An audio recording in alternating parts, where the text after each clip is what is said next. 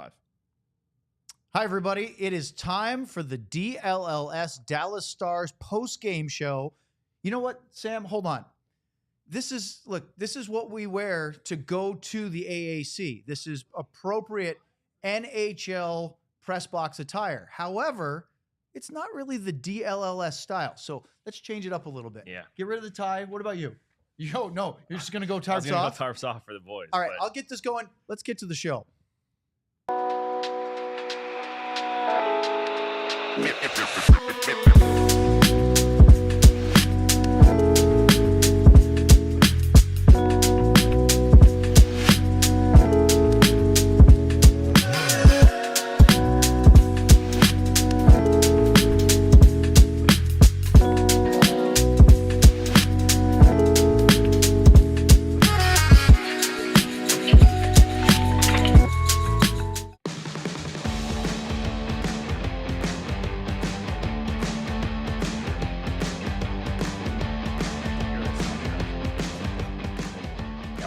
Hello, and it is Wednesday, September 25th. This is our first ever DLLS Dallas Stars post-game show. Alongside Sam Nessler, I'm Owen Newkirk. No Luddy tonight. He is in transit. We will have him on our regular show tomorrow.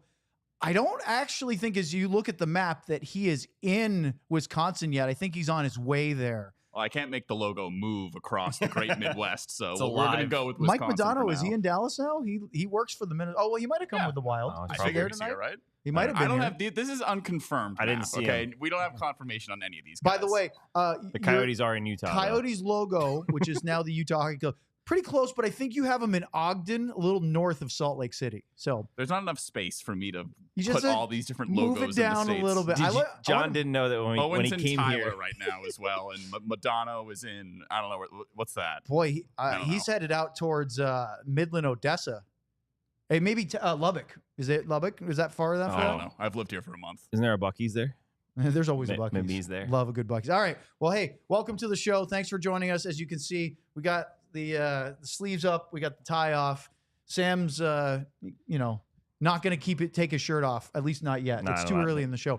And we are here to talk about tonight's Dallas Stars preseason game against the Minnesota Wild, a 5-2 win. They are 3-0 in the preseason. You know what that means? Stanley Cup champions. Absolutely nothing. Preseason records really don't matter. Now, is it nice to win versus lose? Yeah. Is it fun? Sure. But you remember, Sam, this might have been before your time. I mean, you were alive, but my second year with the Dallas Stars, 15-16, Lindy Ruff was the head coach. They were 1-6 in the preseason.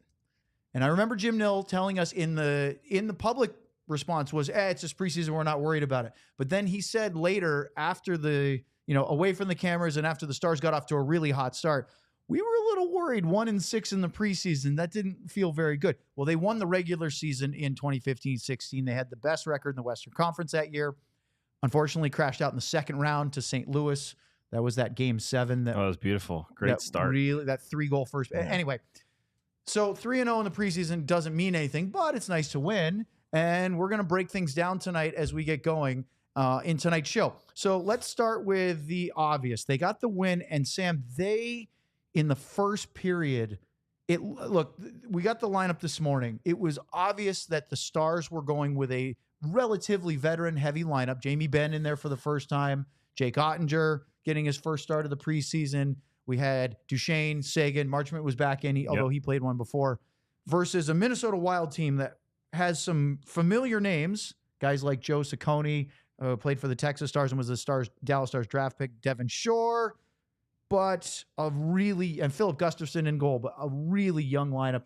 And I thought it was exactly how I expected the two teams to play in the first period. Yeah, it looked it. But what was really noticeable was once Dallas had the puck, right? It wasn't as noticeable in the neutral zone and things like that. But once Dallas got the puck in the offensive zone, it was just whatever they wanted to do.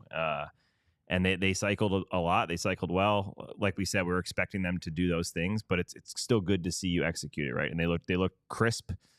They were just create a chance, retrieve the puck, get it back to the point, create another chance over and over again. So that's good to see, and pretty much every line did it. So, John, unlike our normal show where we start at the top of the hour, we know exactly where we are. where do we start tonight? So we have any idea where we went? We are 5 minutes in on the dot right now. Okay, so about 9:41 Central Time. Okay, just wanted to keep an eye on it. So early in the game, at only 2 minutes and 49 seconds, the Stars took the lead because, of course, it was Kyle McDonald who got the first goal of the game. I put in quotations on my notes here, scores, because he wasn't even shooting. That was a pass that deflected in off Marco Rossi, and that thing arced over Gustafsson. I mean, it was graceful, but it was one of those really fortunate bounces. I have no clue how Gustafsson didn't see it.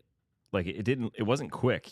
McDonald was making a pass that was not a fast pass, and it was going towards the middle of the ice. It looked like one of those that it must have just been Gustafsson must have just turned his eyes at 1 second and missed the actual pass, because otherwise it was so slow motion that it felt like he was definitely going to see it. But yeah, that was a funny one. We've had some funny ones early on in the preseason, right? A couple of double doinks and now a floater for McDonald. But yeah, was it against the Blues where that shot deflected? Yeah, it was Capobianco goal. Was it went double off deflection. Of a defenseman after a couple of redirections in front. And so they have the lead early, and there were a couple of actual shots and one quality chance for the Wild in the first 5 minutes or so, but they got absolutely obliterated. The shots were 16-4 in the first period. I had scoring chances by my unofficial count, 13-3. That was utter domination. And at the 8.5-minute mark, Miro Heiskanen had scored his first of the preseason in his first game of the preseason. Yep. And it was from Matt Dumba and Cole Lind at 8:36, as I just mentioned. 2-0 Stars before the 10-minute mark. Yeah. What did we say earlier during the podcast? What felt like 8 months ago when we started this podcast. But we said shoot the puck more for multiple guys. And Miro Heiskanen was one of those. And that was a play where Dumba unleashed that weapons grade slap shot. I think he missed the net, but they again collected the puck, moved it back out to the point. Miro had all the time in the world, and he picked his spot. And that's something that I've noticed a lot in the preseason is that Dallas is not hesitating to get to the net. They have two, if not all three guys in that high slot to crease area. And that was just one that Gustafsson just couldn't see at all, and Heiskanen put it in the perfect spot. I don't know if you noticed, but it was Oscar Beck, the big Swede, screening in front. And there was actually some question as to whether he might have actually gotten a touch off of his body. I don't think it was even a thought that he redirected it intentionally with the stick, but it could have hit him. But it was credited to Heiskanen. And Beck, 6'2", 6'3", was parked right in front of Philip Gustafsson, who I don't think he ever really got a track on that one. So that was two goals that went in where the goalie really didn't see it. Now, the first one, a little fluky. The second one, that's how you draw it up against any NHL goalie, is if they have a hard time seeing the puck, they have a lot harder time stopping the puck. Yeah, and I think Beck, I can't remember which goal it was it was that weird one that went in the first game against St. Louis that was like Blackwell. I think it was Blackwell's wrist shot. Yep. And Beck was in the crease, attracting attention. And that was the Blackwell one, great shot, but that's one a goalie at the NHL level has to save. Right, but the point of that was that Beck was battling for a spot behind, and all he might have done is just gotten that goalie's attention a little bit, and that's a way to earn an NHL roster spot and a way to have success. I mean, that's how you score goals, especially as someone who's going to play that gritty, big, physical. He was great tonight again. He I think somewhere around 70% of his faceoffs in the past in his two games that he's played so far. He looks strong. I know there was one time where he had two faceoff wins on his strong left side. Won it back. Stars moved it across the point and got a couple of really good chances. So I really liked him. And funny enough, I've liked everyone who's battling for a spot. That's interesting that you bring that up because R2 Huru got a nice quality chance. So too did Cole Lind a little bit later. We'll get into him. Lind actually picked up a second assist on the Heiskanen goal, as he was the one that played it to Dumba, who took the shot that missed, and they got it around. But Logan Stankoven was playing with Rope Hintz and Jamie Benn, I believe, if I remember correctly. I could have guessed that, but when I saw the lineups this morning, I knew that we were going to see Marchment, Seguin, and Duchesne together, because why would you mess with that? But then you looked at it and you saw no Wyatt Johnston, no Jason Robertson. Of course, we know he's not ready to play yet after having off-season surgery to have that cyst removed. But I saw that Stankoven, Benn, and I just thought, okay, you're going to put Rope Hintz with them. And that's exactly what they did. And boy, look, all three quality players. They very much impressed. Yeah. One thing I noticed with Benn is that he doesn't just look like he's doing Jamie Benn things. He also looks a lot more creative. He had a couple of passes that were just windows that he's normally not going to hit, that he was getting the pass right across. He had one, I think it was to Stankoven on a good chance, and then he had another one that almost led to a 2-on-1 for, I believe it was Hinson, Stankoven. So they looked great together. Stankoven's just so fun.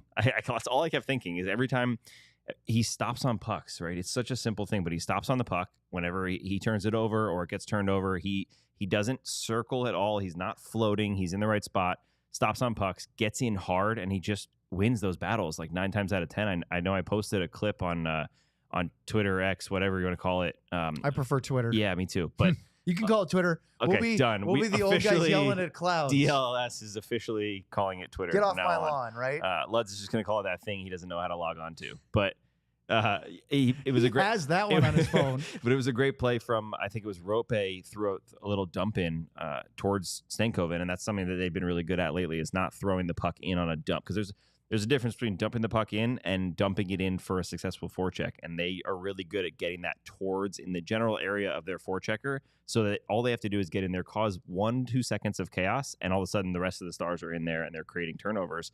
And they created a great chance. Marchment went between the legs and almost put in a rebound. Boy, that was a good shot, and Stankoven was right there for the follow-up on the left side of the net. So I just love that. I love that aspect of his game, of Logan's game. He's just always going to be in the right spot, and I love to watch it. Well, I appreciate Kevin saying we're cooking on the post-game show. Thanks, Kevin. There's no bias there at all from a fellow DLLSer.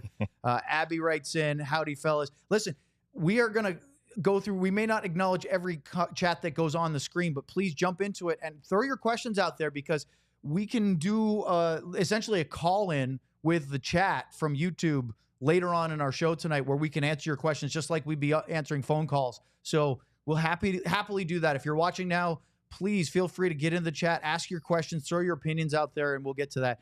You know, Sam, there was one really high danger chance that I wrote down of my first period tracking that didn't go in because, well, honestly, the first 2 goals were good plays, but neither one was super high danger. Marchment close, but it was a little bit of a reactive one. Mm-hmm. It was the Tyler Seguin one-timer from the low left side. Yep. I thought Philip Gustafson made a really good save. That was a really strong quality chance for Seguin.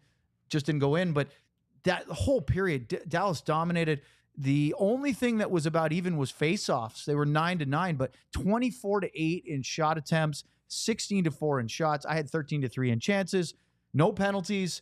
It was just one-way domination by the Stars in the first period. Again, don't read too much into it. Pretty young lineup for the Wild, so it's expected. Yeah, but you still have to do it, right? It's not still have to play. How many times have we seen the Stars go up against a 4th-string AHL goalie and the guy has 43 saves and wins the game? So you have to do it against those guys if you're playing. That's part of the preseason. But Duchesne impressed me tonight with his grit a little bit. I mean, I think it was that play. Was that from Duchesne that you're talking about? I think it was Duchesne that made that pass. Oh, yeah. So Duchesne made a couple plays. Well, in the second period, he set up a couple, including a goal, which we'll get to. Yep.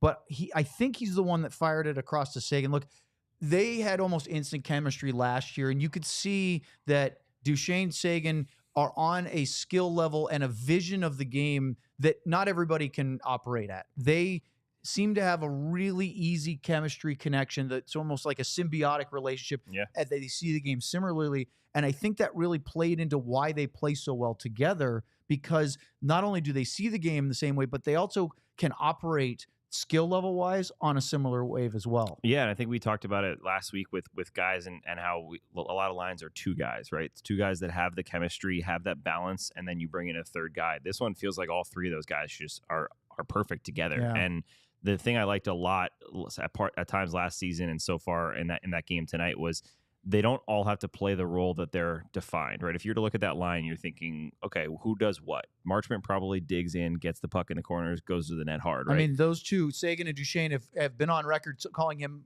one of, if not the best F1 in the game, which is first forechecker. Yeah, perfect example. So that's what he's going to do most of the time. But guess what? Tonight, Duchesne won 2 puck battles, and I think one of them led to a goal. One of them led to a great opportunity.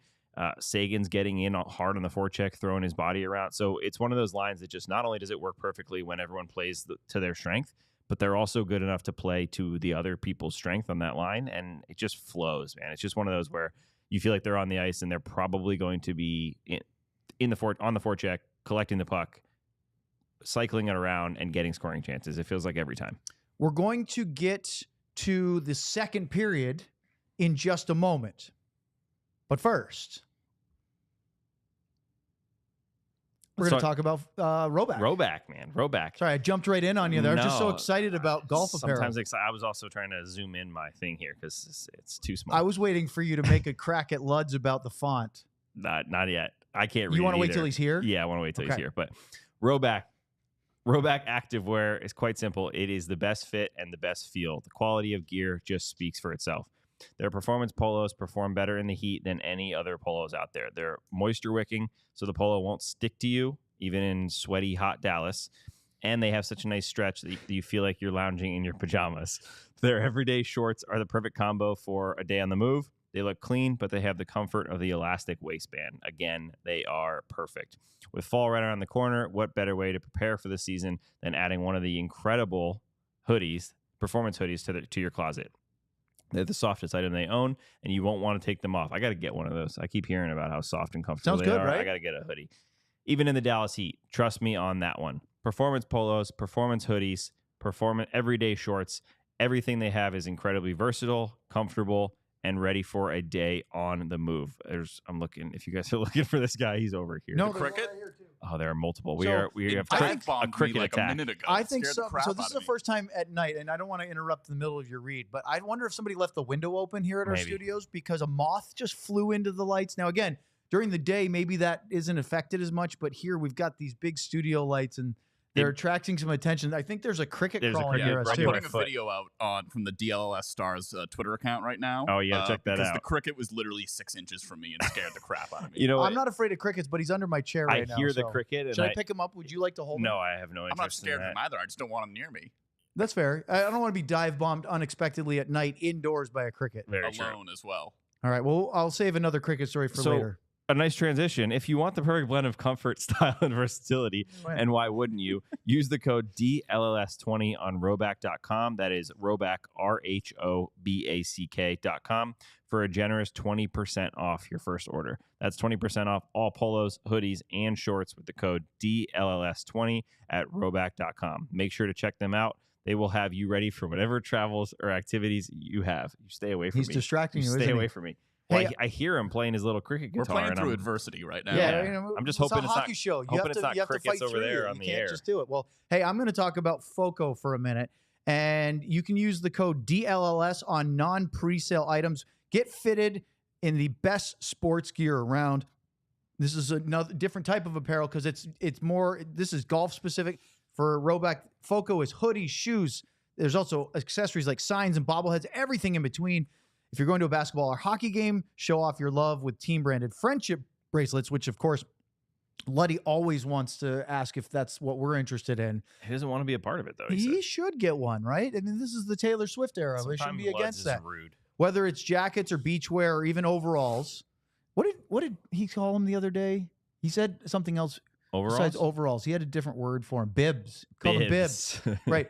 So anyway, overalls, there's something for fans for almost every occasion, and they've been doing it since 1998. Casual collection, retro collection, old hats, NHL ugly sweater, pajamas, Snuggies, NHL branded Snuggies, and of course, the image of Luds' favorite Stars bathing suit, which we keep talking about we'll get at some point. Even though John's at night, he's still got it ready. How about the set decorations? They are in our studios, particularly the lounge one you'll see. So go show them some loves that John loses his mind about a cricket. He said he's not afraid of them. He is. I just don't want it close to me. Check out foco.com or click the link in the I'm killing description below, which would be on the YouTube broadcast. For all non-presale items, use the promo code DLLS10 for 10% off. And well, he goes for a little insecticide, and he got him.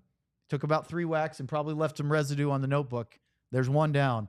Let's talk about the second period of tonight's Stars 5-2 win leg on this over right now. the Wild. What Minnesota Wild? I'm thinking about over the Crickets. Over the Crickets. Right now, it's John 2, Crickets 0. That's a good beer league. That's Last like the time I killed a bug on the air somewhere, PETA sent me a device to safely remove Catch the and bug. release? Yeah, All the right, catch and well, release. maybe they'll send So you we'll another see one. how this one goes. We need over. one of those. So early second period, I actually thought the Stars were a little, I don't want to say sleepwalking through the period. I just think that they were fine. but they didn't have the domination they had in the first. And maybe the Wild woke up a little bit, and they did. Got a couple chances, and Jacob Lauko scored an unassisted goal at the 5:02 mark. Good shot. It was his second quality chance of that shift, and it was from high slot on a wrister on Jake Oettinger. Yeah, I think that I'm not sure, but it seems like they might have gotten a little bit of a message in the locker room of, hey, we know you, we are a prospect, we are young guys, and we're up against this team, and this is a chance to go prove yourself. And they came out and they dominated the first, I don't know, 8 minutes maybe before Dallas kind of evened things out a little bit. But I think that that Jake, similar to Casey, Jake was clean for the most part. He got beat on that one, but we saw a few, and I think there was one in the second period we'll talk about in a second where he had a the second period. But a couple another big chance. saves. Yeah. Oh, he on. did. He made 2 later on. We'll get to, yeah. But I think he was clean overall. He handled the puck well. That's all I got. Well, you know what came next? After the Stars gave up the goal, it was the Matt Dumba hit. Honestly, I didn't think it was that bad of a hit. If you missed the game, or if you were watching it, just want to hear us talk about it, Matt Dumba caught former Dallas Stars forward Devin Shore, who now is on the Wild, on the boards. I thought it was a clean hit. There was really anything bad about it. Shore lost his footing and fell down, so his teammates reacted. And, of course, in today's day and age, somebody gets a big hit, you've got to immediately answer for it. So a couple of Dumba's former teammates, or I don't know if all of them were former teammates, but a couple of the Wild kind of got in his face, including what was his name? It was Ben Jones, who ended up getting a 2-minute roughing call for trying to go after and fight with Dumba. Dumba got knocked over before Jones got over there, and so then he kind of grabbed him. Dumba didn't get his gloves off immediately. I think he took them off afterwards, didn't he? Yeah, was he ready to go and the linesman broke him up? Yeah, so his sweater went up over his face. I don't know if you saw it. When he got pulled down, the guy, I'm assuming Ben Jones was the one who grabbed him as he went by. There was somebody else. Was it John Merrill that was involved there, I didn't see who it was, but someone grabbed the front of his jersey as he went by, and it pulled it just over his eyes. So Dumba went down, and as he got up, he was trying to figure out how to be able to see. And then once he saw the guy going, he definitely, I don't know if he dropped him, but he looked like he was ready, and then the stripes were already in the middle of. But man, I love that hit. And that's that if you were to be like, what does Matt Dumba bring to your team? That clip is the perfect example, because it's him stepping up. It's kind of like an in between a hip check and a shoulder check, because it's not a straight shoulder into chest, but it's also not a hip check like he's getting down low. It's just kind of I'm going to hit you with what I have kind here. of backed into him a Yeah, little he backs in a little back shoulder Nothing action. wrong with it. No, it's a clean hit. And one thing I noticed that was interesting on that as well, as we talked about it, is in order to play with Matt Dumba, you have to be ready for those moments. And if you watched Heiskanen on that play, Heiskanen was way back inside of his own zone. So he was ready for Dumba in case he missed the hit and it became a 2-on-1, or it's good timing, isn't it, for that duo? Yeah, so it's good to get that process down, and I think that's why Heiskanen and Dumba could work, right? Is that's going to happen once in a while, whether he misses a hit or whether he makes a poor play up the ice, and Heiskanen is the perfect guy to be back and control that play when that does happen. So I really like that. I thought that, look, when Dumba was signed, there were a lot of Stars fans who were still angry. Yeah, look, Cam wrote in, I like the Dumba hit. I think he will be good protection for Miro. Suter was a hindrance with Miro. Miro is going to flourish this season, I think. So that's an interesting thing. I don't think Suter was a hindrance, but he certainly wasn't as overtly protector as maybe Dumba can be, because Suter was more of a master of the dark arts. A lot of little things behind the play, after the whistle, little stuff that, upsets people. You want to talk about Ryan Suter with Minnesota Wild fans? Remember the playoff series with Kirill Kaprizov and the cross checks? Like they have not forgotten about that. Yeah, and he was booed relentlessly up in Minnesota for it. He was very good at sneaking cross checks. Oh my Nobody goodness. seemed to ever call him for that. Dumba's a little bit more overt about what he does with the big hits. But here's what I'm saying. I think that for a lot of hesitation for Stars fans that didn't like Dumba, especially for the hit on Joe Pavelski in the playoffs, and that was 2 seasons ago, right? It was a little while ago now.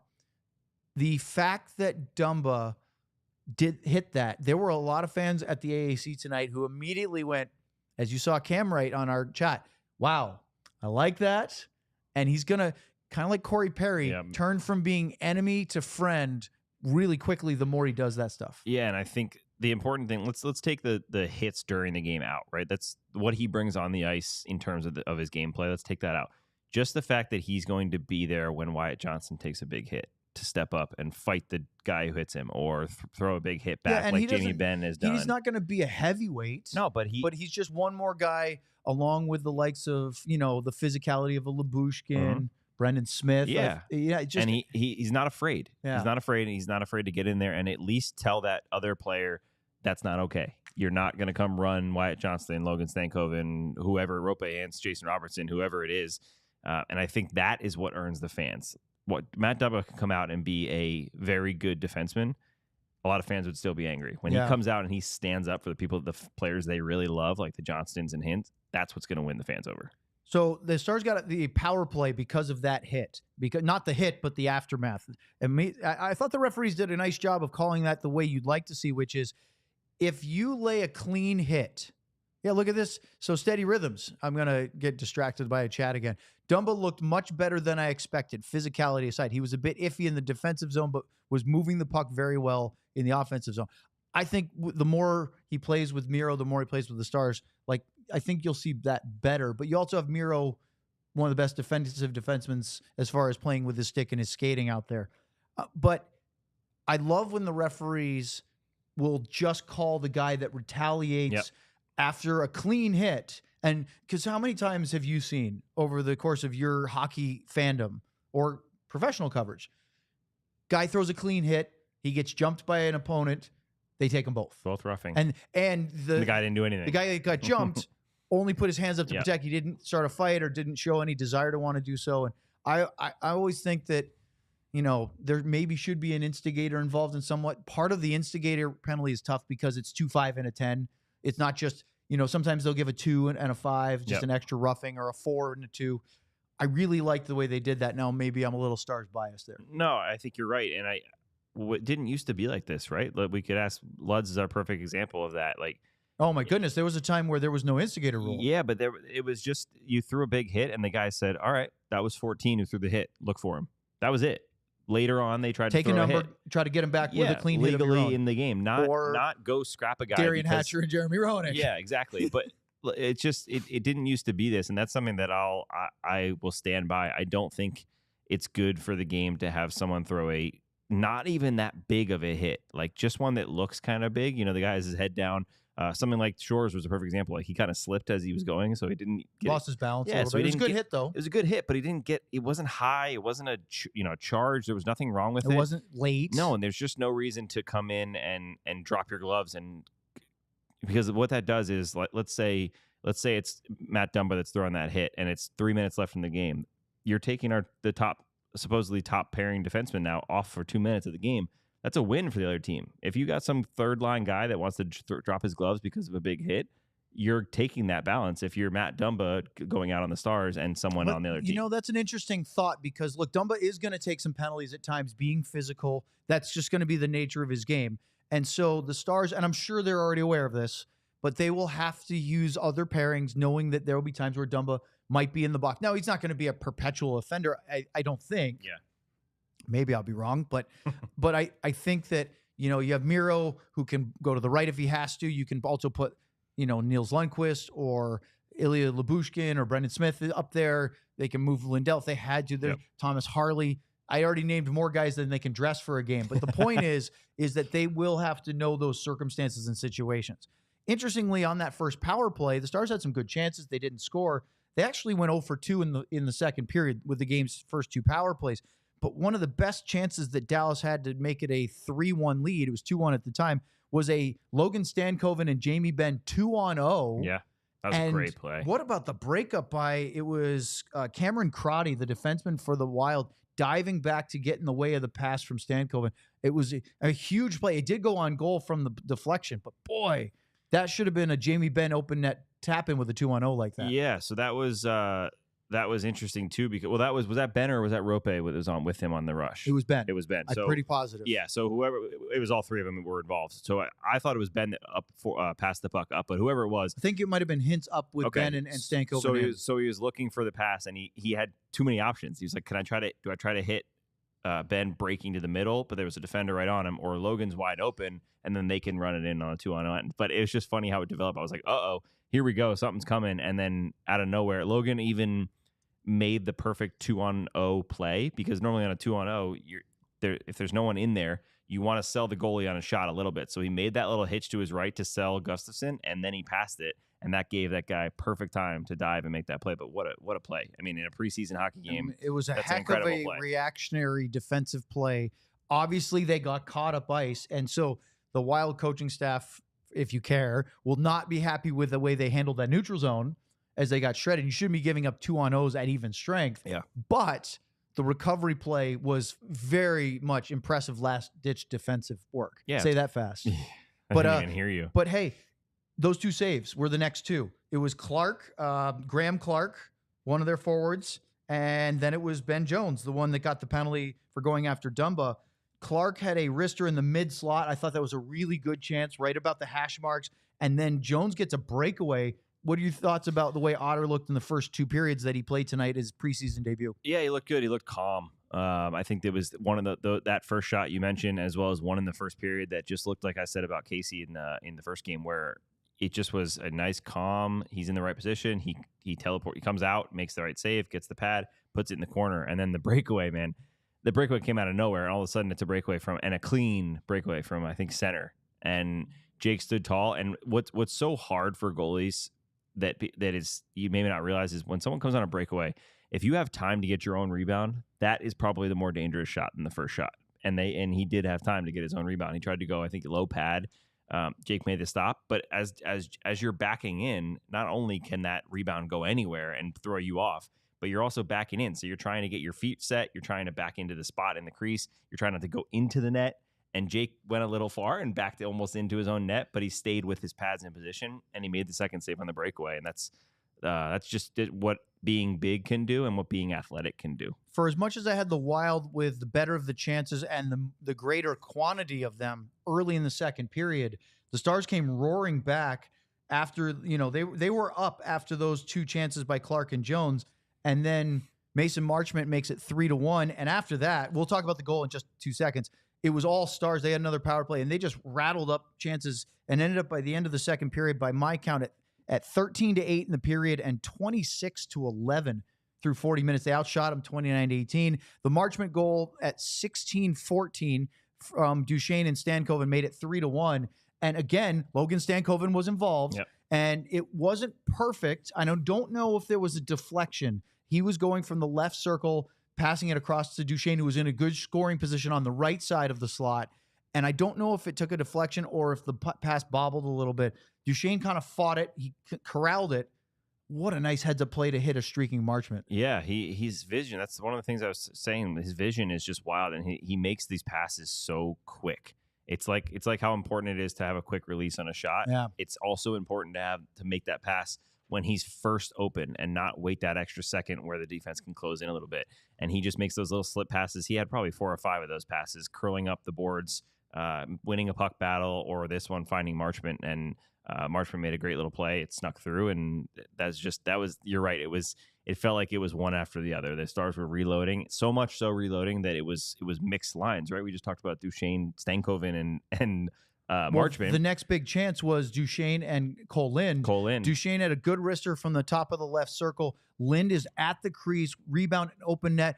I went back and watched the replay a couple times. The puck was rolling a little bit. Yeah, didn't get it but up he enough, just right? missed it. It wasn't that the goalie hit it. He put it wide to the right, did elevate, but I think it was just because it was wobbling so much that he didn't get it cleanly, because that was a great rebound chance to score from what? At the top of the crease? Yeah, smack right in the middle there. And that's when you know your team is playing well, when you're getting chances from a guy that's on a completely different line as he is the other two guys. And then you saw Duchesne made a pass, and then he went off, and all of a sudden I was looking up, and it was Pedersen or it was someone else, and it's just flowing. And that's exactly what Pete DeBoer wants, is your ability to not just roll 4 lines and have each line produce, but have that chemistry in between, right? Have that go one over to another. All of a sudden, you're out changing opponents, which we've seen them do a couple times in the preseason, and it's just going to be huge for the Stars. Are one of the most talented teams in the league. So if they can get a team on a change or get a team stuck in their own end for that much time, it's going to result in good things 9 times out of 10. So 2 periods down, Stars up 3-1, and really controlling the game. Hey, look, we've got a super chat. Right. But what is it's $4.99 $4.99 from Chris Shelton. Thanks, Chris. He didn't leave a comment, but him and KG were going back and forth in the chat about how to do the super chat. So he at least did it right. He did it. All right. Chris, send us another chat. You don't have to pay a second one, or you can if you want, and we'll read that if you wanted to add to it. But thank you for submitting your super chat to us tonight. And if you want to do that and jump the queue. He said it didn't give me an option to leave a comment. That's why I thought I did it wrong, but happy to do it either way. There you go. Thanks, Thank you, Chris. Chris. Appreciate it. So that's 2 periods down. We'll talk about the third period in a minute. Stars up with the lead. But first, let's talk about Indeed. We're driven by the search for better. But when it comes to hiring, the best way to search for a candidate isn't to search at all. It's to match with Indeed. If you need to hire, you need Indeed. Indeed is your matching and hiring platform with over 350 million global monthly visitors, according to an Indeed data, and a matching engine that helps you find quality candidates fast. You can ditch the busy work, use Indeed for scheduling, screening, and messaging. You can connect with your candidates faster. You can get better quality candidates, and you don't have to do all those extra things that take forever to compile and find the right person to fill your hiring needs. And of course, you can leverage over 140 million qualifications and preferences every day. So Indeed's matching engine is constantly learning from your preferences. You actually get a better product from Indeed the more you use it. Listeners of this show will get a $75 sponsored job credit to get your jobs more visibility at Indeed.com/AllCity. Just go to Indeed.com/AllCity right now and support our show by saying you heard about Indeed on the DLLS Dallas Stars postgame show or the regular podcast as well.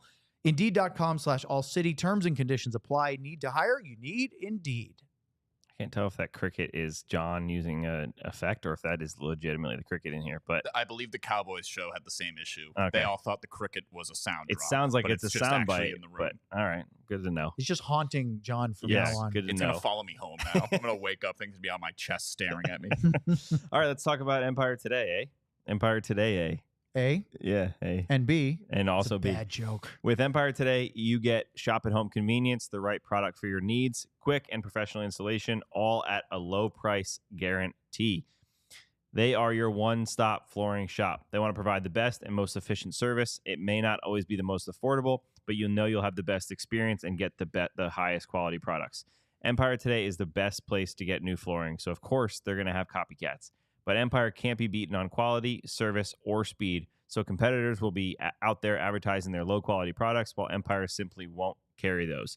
Empire won't promise the lowest prices because anyone who does is putting flooring in your home that they wouldn't put in their own. Empire Today is the best for flooring. We have it over there in our lounge studio. Their philosophy is to help you find what you need and not overwhelm you with thousands of choices and substitutes. Virtual floor designer is a great way to see new floors and how they will look in your space. All you got to do is snap a picture and you can see the floor in whatever space you are interested in. They also have a nice little jingle. Are you going to sing? Should I do it? I mean, if you want to. The crickets are singing. The crickets are singing. You don't have to. I'm not going to do it Okay. today. I just like to see if people... You should sing when We'll get Luddy excited. or Sean is around so that you have more of an audience. Sean claps for me when I sing. I know. that's- He's very right now, supportive. Right now, literally, I'm going to sing, and then guess what I'm going to get? Crickets. That Beautiful. was better than my A and Beautiful. B dumb joke. Schedule a free in-home estimate today. All listeners of this show can receive a $350 off discount when they use the promo code DLLS. Restrictions apply. See empiretoday.com/DLLS for details. So let's go to the third period. The Stars are up 3-1. Casey DeSmith replaces Jake Oettinger in goal for the Stars. Philip Gustafson stayed in. Yeah. They did not change. They were, I think, planning on having him go the distance, and he did tonight. Although the stats need to be updated a little bit, so I have to double check on that. Why am I stopping? Can I down for interrupt that? you for 1 second? Please, because I'm already stopping the show down. Mike Heika just spoke to Jim Nill. Pete DeBoer returned home from the hospital today. He's doing well. No timeline for return to practice, but they are not expected to have any problems moving forward. I mean, should there be? No, No, it was not all at all. expected, but we hadn't heard anything. I know the surgery I think was yesterday morning, so we were just hoping to hear that everything was good. The assistant coaches have done a great job taking over. Talked about today, this morning, that they haven't changed anything. They just run it how Pete would like it. But good news from Heika there. So thanks, Mike. Yeah, well, first of all, great to hear that Pete's okay. I think we all expected. The Stars took a very, it should be fine. Look, appendectomies nowadays are quite routine. There's still complications. I don't want to sound like a doctor. I know that I've seen family loved ones go through it laparoscopically, pretty small incisions, pretty quick recovery time usually, but still great to hear. And yeah, I mean, look, I think the Stars coaching staff is fantastic anyway. If they had to pick up for Pete for a regular season game, they'd be fine. Yeah. But it's even all the better that it's preseason because, again, nobody wants to miss anything. But if they have to, better be a preseason game where, look, it's important for a lot of people, but it doesn't count in the regular season standings. So yeah, and it gives each guy a chance to take on a new role, right? I think Neil Graham was on the bench in. He was the Colorado. Texas Stars head coach. Was he on there tonight? He was running the forwards. It looked like Steve Spott had the head coach sort of running the bench. If what I saw from the press box was right, we had Neil Graham running the forwards. We had Alain Nasruddin running the defense, and I think Misha Donskov was there as well on the bench as he typically can be. I know sometimes he does eye in the sky stuff, but I think he was right next to Steve, sort of between the center of the bench and where the defense is. So. He's great at press conferences. Oh, Misha's fantastic. He'll look you right in the eye and give you an answer, and he'll talk for a good amount of time about things. I mean, until look, you feel satisfied. He and all of the coaching staff, they're really, really sharp. Yeah. I had fortunate enough to be able to interview Misha as part of what our post-game show on the ticket rotating was. It would be the four coaches. We'd rotate between Pete, Alain Nasruddin, Steve Spott, and Misha Donskov. And all of them, each uniquely their own personalities, but all of them great interviews, insightful, know a lot about stuff about hockey from their playing and coaching careers. It's really interesting thing. Yeah, so. It's good. Good to have. So great. Thanks for that, for interrupting on that. So great to hear that Pete DeBoer is doing well. We hope he gets quick recovery and back with the team as soon as safe. I know he misses talking to us. Oh my goodness! I mean, think about a couple of days without having to answer the question. I'm sure he'll joke about that too. Like, I couldn't wait to get back in front of the media. Somebody was making a joke that they wouldn't be surprised if we went into the media room yesterday and he was just in a gown, standing there waiting for us. And they're like, "Hey, I'm a hockey coach or something." So anyway, Casey DeSmith comes in to start the third period, and I tweeted this because it was funny. So Max Fortunas, longtime Texas Star, great. He was the captain of the Texas Stars when I was a part of the team when they won the Calder Cup in 2014. He played a bunch of games for a handful of games for the Dallas Stars. He's now an assistant coach for Texas. He's been there for a few years now. He's here for training camp. So he just saw him down the media press row, and I went to say hi, and I didn't even get a chance to finish saying hello, and Jamie Benn scored to start the third period. It's a nice way to do it. I mean, it was a blink and it went in. Yeah. What a nice play. Look who it is, Logan Stankoven, with 2 assists on 2 consecutive goals, one late in the second period, one 33 seconds into the third. And boy, look, I know Jamie Benn is a extremely talented player. He's been with the Stars organization for a long, long time. I would not want the task of trying to move him from the front of the net on a rebound. I mean, he was parked in front. Yeah. He made it look really easy. I think you've seen it. If you go back and look, I think you'll see a few of those goals where he looks like he's just in practice and he's just dunking a rebound into an empty net. But it's because he's so big and hard to move. Once he gets that position and he boxes out super well in front of the net, once he gets that position, he makes the great play. Stankoven's coming down on the right side, and I like that we can't use video, so this is what you guys get for now is my hands. Just charades. But you got Stankoven coming down with the puck, and of course, he's probably putting it to the net, and Benn knows that. He spins off, boxes out the right way, and once that rebound comes out, it goes right down his blade. We need to get you a whiteboard so you can, instead of just hand gestures, you can hold it and just draw and say, hey, you went over here, did this. I'll just stand up, and we have a bunch I'll reenact it. We can make that happen. I'll reenact it. Yeah, get a stick. Like Come on out, put your helmet on sideways. And... Yeah. So anyway, next big chance was R2 Huru hit the crossbar. Nice shot from the slot. It was a good pass from Antonio Strangis. Yep. And boy, Huru almost had his second goal of the preseason. I thought the Stars really picked it up. It was Emilio Pettersson who had a great one-timer from the right circle. That was a high danger chance. Gustafsson made the save there. And that got us to the 10-minute mark. And then we had to leave to come here to the studio. And we missed, at least live, you were watching it on your phone as we were walking on Victory Plus. And at the 14:23 mark, it was Graham Clark, who was stoned by Oettinger in the second period, but he scored from Devon Shore and Ryan O'Rourke to make it a 4-2 game. I still haven't seen it, so what did you see? Yeah, it was just a puck that just found Clark right in the slot. Former Utica Comet Ooh, great. Nice. I actually don't know great. I just know he was a Devils draft pick, but he just found the puck and it was just a little snapshot that beat Jake. I think it was just kind of one of those plays that was quick. Jake didn't look like he was fully set, got beat high glove. So nothing crazy to look at there. No huge mistakes that I saw, but it was just a good little snapshot there. But it was funny how many different screens we probably looked at on our way out because we were looking at the press box, looking at the game, then looking at the press box, then watching it in the elevator, then watching it in the concourse, then watching your it phone. on the phone, and then getting up here and watching it and the TV the last 2 minutes. And I still missed the goal. In our studio, still missed the goal. But we did get back up here with a few minutes left in the game, and the Stars were up 4-2, and it was pretty much done and dusted. But then inside the final 8 seconds, Pettersson would score empty netter from, according to the stat sheet, 99 feet. So pretty much the red line. Yeah, it was nice Posting little saucer. in. Yeah, nice little saucer. Put it off the post. I think it might have even almost hit double posts, but Huru almost scored in the empty net right before that on the backhand as well. I think that I'm going to write about this a little bit tonight or in the morning, but Lind and Huru just fit this team well, which I don't think they're up for a roster spot because of their skill or whatever else. I think they just fit super well into this team because specifically Lind tonight, I heard him screaming for the puck on multiple occasions, flying through the middle. Heiskanen has it, collecting it. We're setting up a breakout, and Lind is flying through, barking at Heiskanen, trying to get it. And, there's a difference between calling for the puck or going to your spot and wanting the puck. Stars want people that want the puck because they want to get that pass up from their own end, quickly transition it into offense. And Lind and I also saw who were doing it a few times. They are flying to that open spot. They are just looking for any lane that they can get open so they can get the puck and they can move with it. And Lind, not only did Lind want the puck, but when he got it, he looked very, very confident with it. I was really impressed with him tonight. All right, we are going to talk about our final thoughts and get to your chat questions. And if we have time, we'll look around the NHL if we need to. But first, let's do this.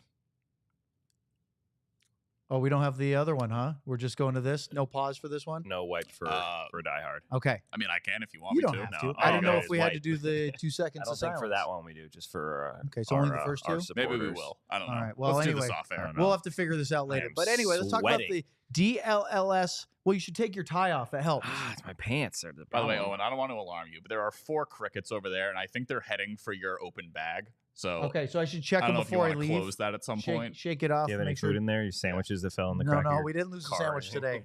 But yeah, you keep your pants on, by the way, please. Yeah, I know it's warm in here. Can't But, see. yeah, let's keep it above board.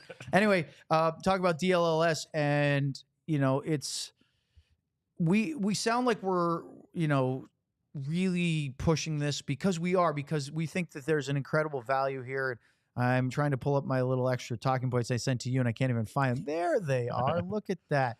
One of the things you can do is become a DLLS diehard because it not only supports our show by getting and supporting the annual subscription, but you get a ton of stuff and a ton of value with it. Things like a free shirt of your choice every year that you subscribe as a diehard.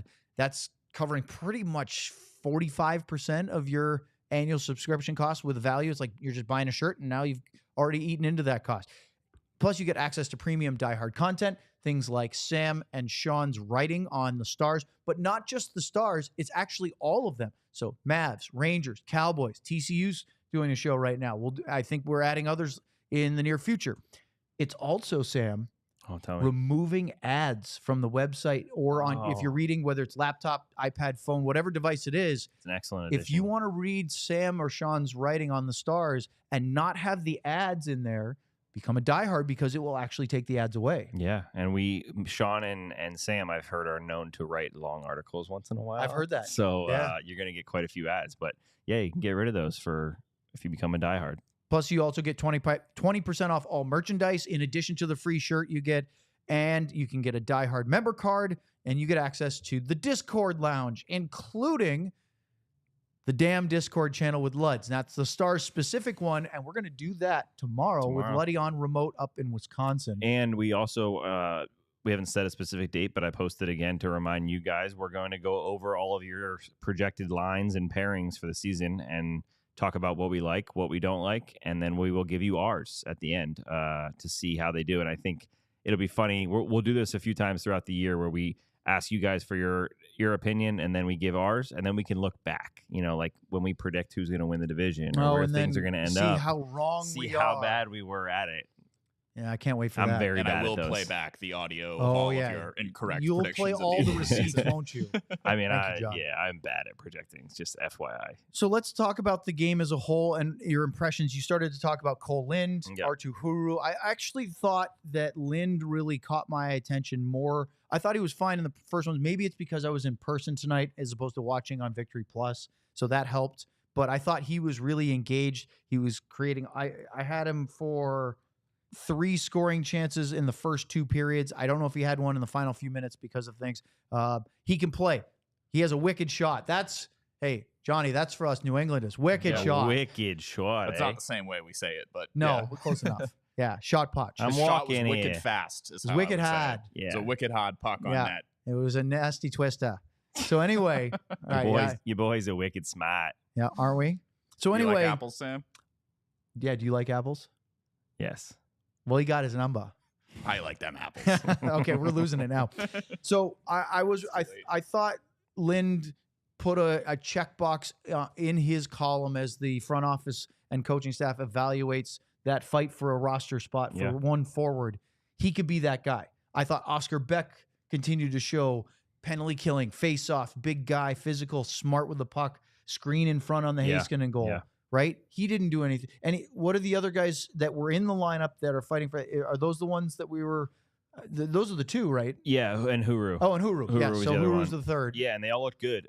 Lind, one thing I want to say, anyone who, you guys might already know this, but Lind is not this like young prospect that hasn't played. Man, I was looking at some of his numbers.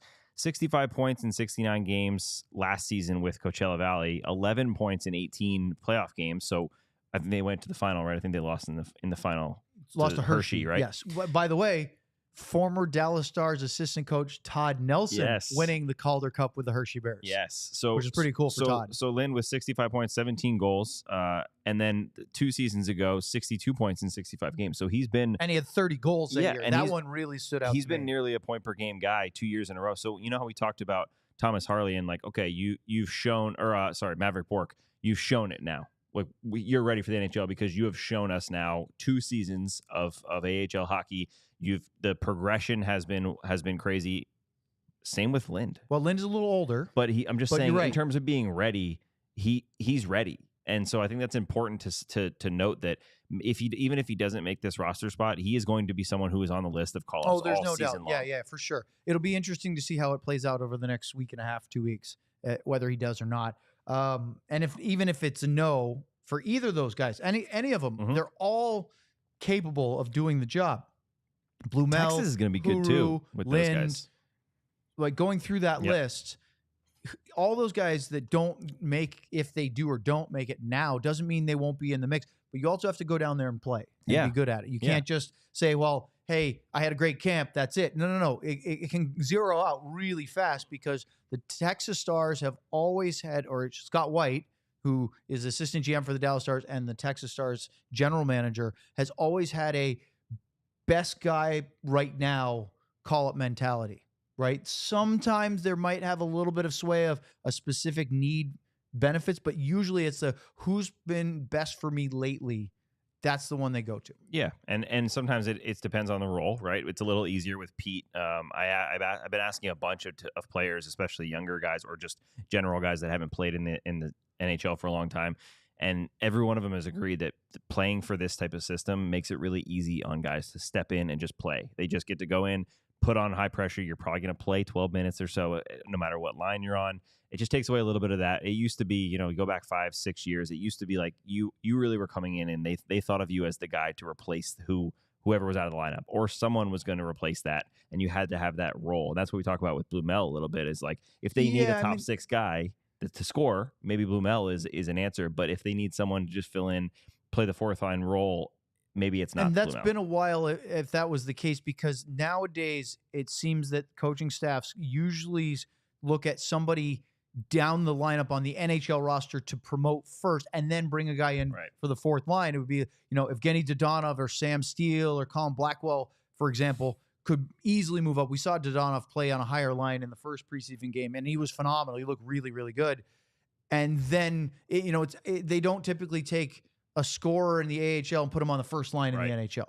Unless it's a hot prospect, but they want to protect him a little. But I think the big thing you mentioned was 12, 14 minutes because they use all four lines.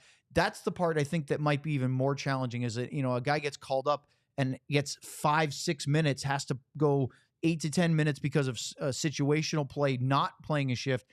And then to try to get out there when you're almost cold on the bench and perform, it's really difficult. So the fact that they can, especially at 5-on-5, roll a bunch is beneficial for those guys. Yeah, just go play hockey, and they want you to do both. They want you to be two-way, but I think it's important to have that. And Pete mentioned it on day one. You can't hide either. No. So it's a little bit of a responsibility on your shoulders you need to be ready, and you need to be aggressive, and you need to play like we've seen from these guys so far.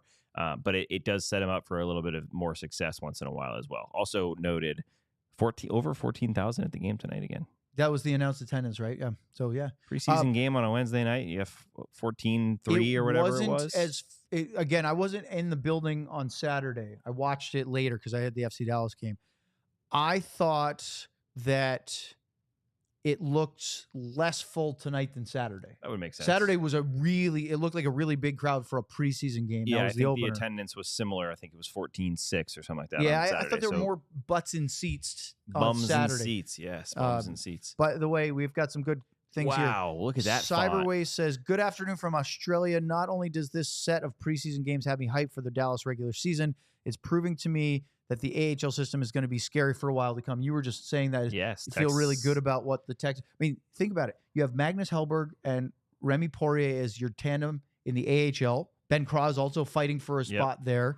And then you have some of the guys we were talking about. Bishel, Petrovic. I mean, if you got Capobianco as your second pairing guy and a power play guy, that's a pretty deep Texas Stars team.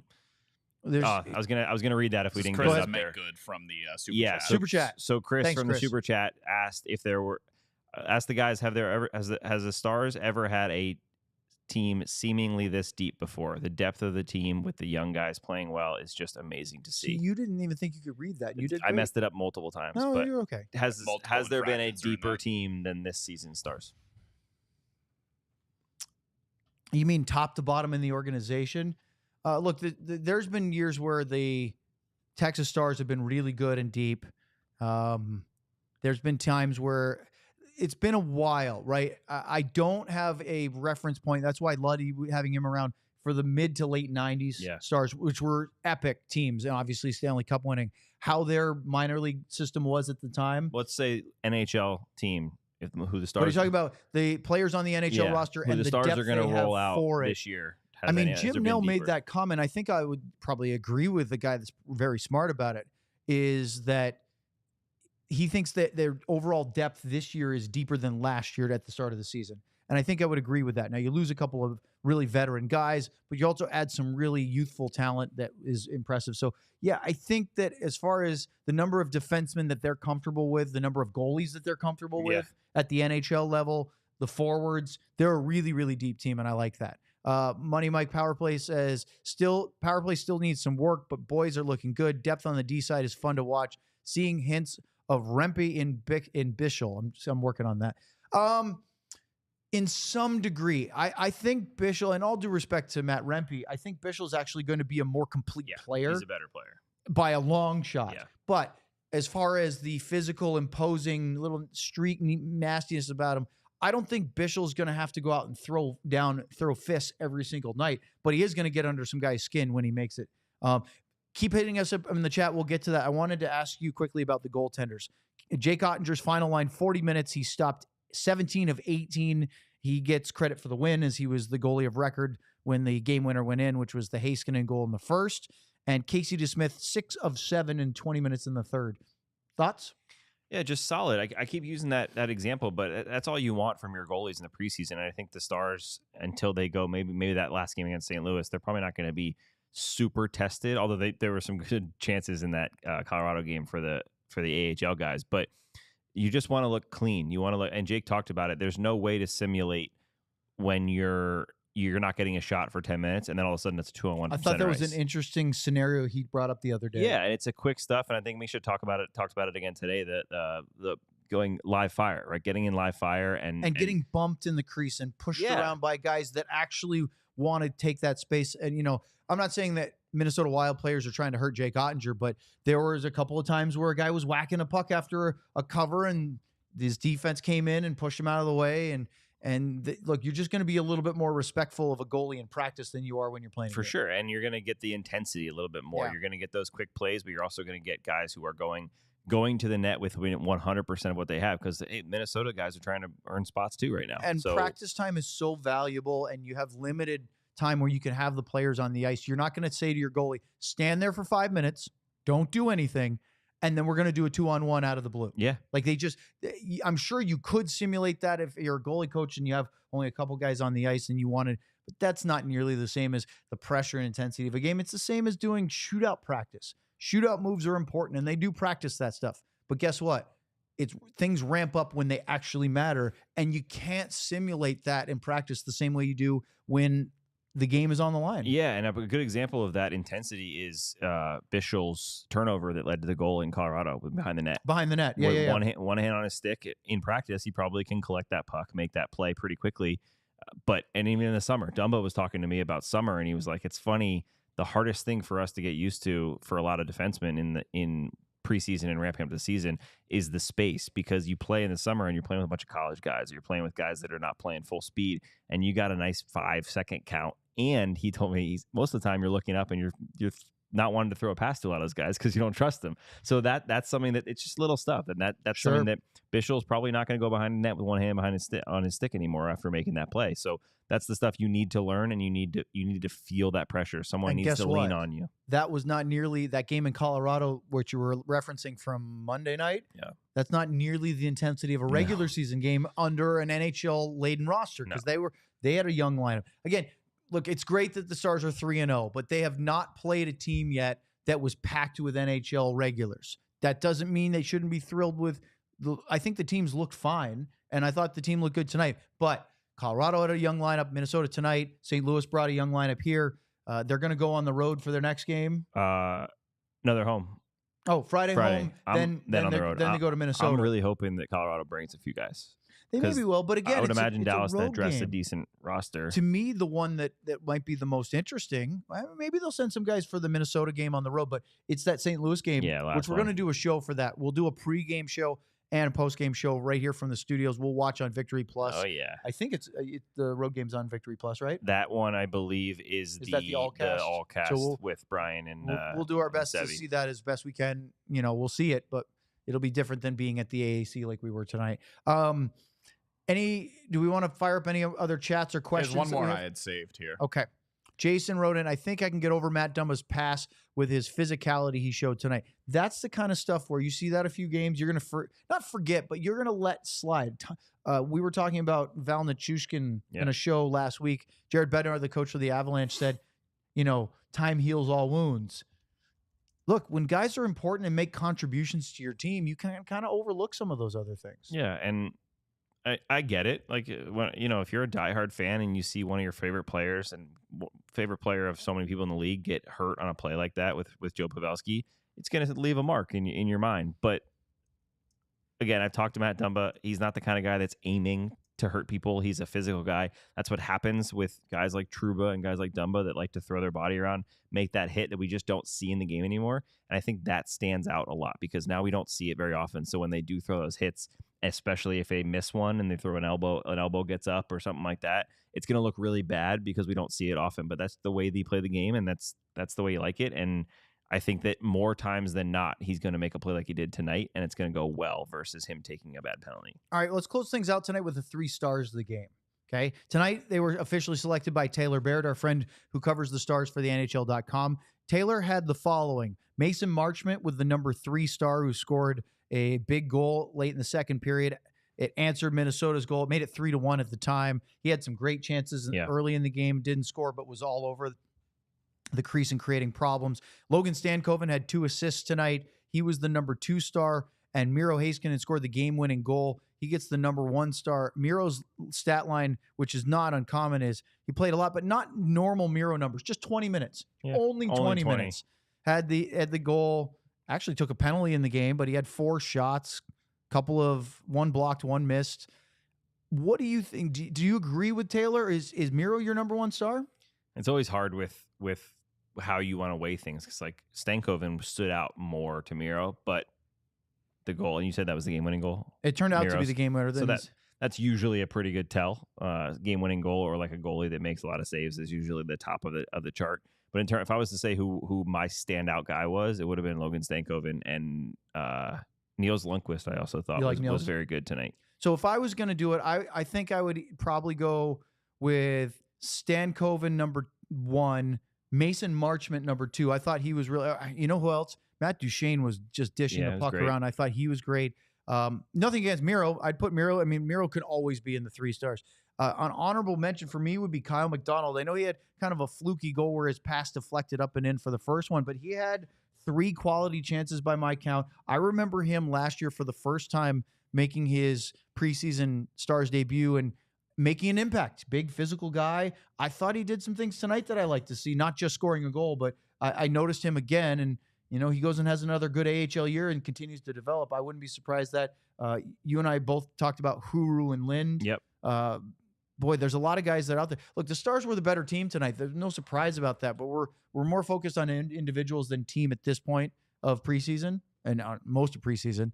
And for me, I think I might have gone with Duchene and Stankoven as my top 2 stars. Yeah, it was funny. I think you just said it to me up here when we watched the end of the game. I was, that line was probably the best line. I was talking about. And I said, which one? And you said, which one? And I went, oh, this one with Pedersen. And then, well, wait, what about with Duchene and Sagan? Oh, yeah, they were good too. And what about with Hintz and Benn? Oh, yeah, they were good too. And what about McDonald and Huru? Oh, yeah, they were good too. Everybody was good tonight.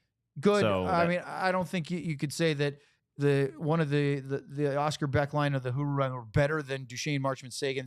They should be great. Benn, Hintz, Stankoven, they were also really impressive. Yeah, it's just good to see when you got 4 lines and you got guys, and I like that the coaching staff put out their bottom lines at the end to try to go defend the lead, learn some things, play against an NHL preseason game. That's what it's for, right? Yeah, that's got guys, and you want to defend a lead, and guess what? They went out and they got themselves an empty netter and secured the win. So good for them. You, just like you did the other night, writing about the game tonight, 3 observations, 3 thoughts. I don't know what your title is. I got to make sure I get that. 3 thoughts. Thank you.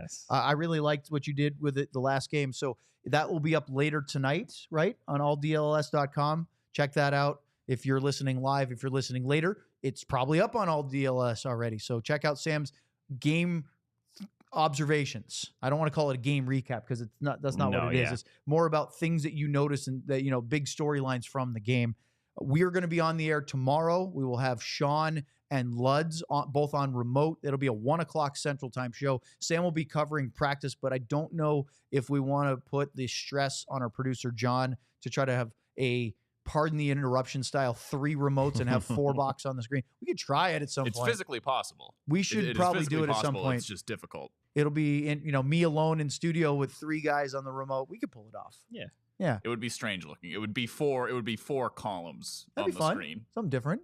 Would be visually cool. Nobody else has done it. We should maybe try it at some point. Hey, Owen, can I give a quick shout out to the chat here and everyone who listened? Because aside from the Razor interview, this was our highest amount of viewers on a live stream. Oh, nice. I think we peaked at like almost more than double than what we normally do. So, except for Razor's one. Except for Razor. Yeah, he's still number 1. He'll be happy to hear likes that. as well. More than double what we normally get for likes. Nice. So shout out to everyone in the chat and everyone who tuned in. And it's a preseason game, so I'm excited for real regular season. I know, and when we have our full cast as well. Not that I didn't enjoy talking Stars for an hour with you. Yeah, we got weird in here. Well, of course. You talked about taking off your pants, which I was sweaty. Not comfortable about. Man, it's my legs are it's my legs. With all these crickets around. The crickets are crawling up my socks. Well, he's nervous about the insects. Listen, we really mean it about the chat. It's a great way on YouTube for us to interact, just like it would be a phone caller segment. Something I did on the ticket broadcast for 10 years. So we want to get involved, ask us questions or comments or observations. We'd love to do that as much as we can. So please continue to get involved with it. We love it. And we will do more and more of that. Any final thoughts, Sam, before we wrap this one up? No, can't wait for Friday. Friday night against the Colorado Avalanche at AAC. I don't think I'm going to be in the house for that one. 7 o'clock. We don't have a broadcast for that one. We're going to do a normal show on Friday afternoon. Sam will be in the house covering the team. He'll write about it. Our next broadcast for a game will be October 3rd, which is the final preseason game against the St. Louis Blues on the road. Should have a pretty close to full regular season lineup, or at least close to that one. And we'll do a pregame show for 30 minutes before the game in St. Louis, and then a full postgame show after. And guess what? When we do that one, 1 week later, a week away from the opener in Nashville. In Smashville, man. So we're getting there. Big one. 1 o'clock tomorrow afternoon. We'll be live on YouTube. You can watch it live on demand later. Listen to it on your favorite audio streaming podcast site after the fact. John will have it posted super quickly. I know by the time I get in my car, it's usually already up. So he is a superhero. Thanks to our producer, John Anderson. I'll post it very quick. Then it's cricket hunting season. I was going to say, fought off being attacked by crickets and moths tonight and still survived. There's a couple just taunting you from afar. And they're talking heat over there. That's why Sam's sweating so much. He's afraid of all the crickets. Hey, Sam, one of the crickets just called you short. What are you going to do about it? I'm used to it. Is his name Craig? Yeah, I'm used to it. Craig the cricket. Craig the cricket. Craig the cricket. Don't call Letty a cricket now. All right. We're just lingering on. Yeah, we're over, and it's post-game. It's 11 p.m. You guys go to bed. Like, subscribe, join the chat, be it come a diehard, all those things. Thank you so much for Sam. For John, I'm Owen. We will be back tomorrow for our regular show at 1 o'clock right here from the DLLS studios. Stars won tonight, 5-2 in preseason action. Thanks for joining us. So long, everyone. We all silly like the mayor.